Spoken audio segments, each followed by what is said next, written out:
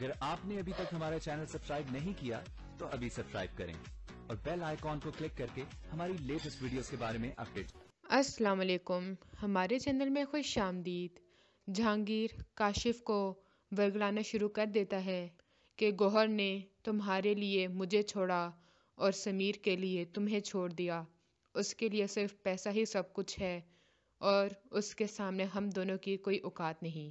मगर काशिफ उसकी बातों पे ध्यान नहीं देता।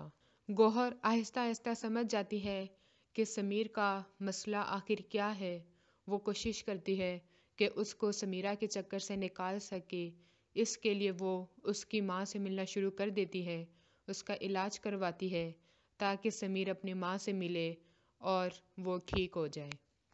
और जब वो रात को समीरा बन जाता है तो वो उसको अकेले नहीं छोड़ती, उसके साथ रहती है, उसका मेकअप करती है, उसको तैयार करती है और साथ खुद भी तैयार होती है और दोनों खूब बातें करना शुरू कर देते हैं, जिससे गौहर समीरा की सारी बातें आहिस्ता आहिस्ता जान लेती है।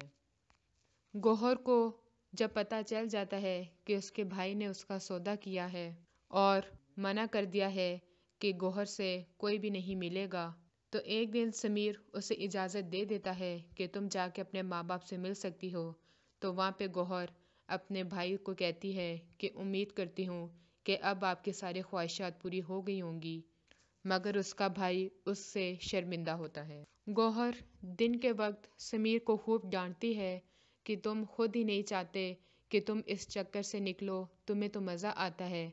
और रात को जब वो समीरा बन जाता है तो उसका साथ देती है, उससे बातें करती है ताकि उसको उससे किसी तरह दूर कर सके।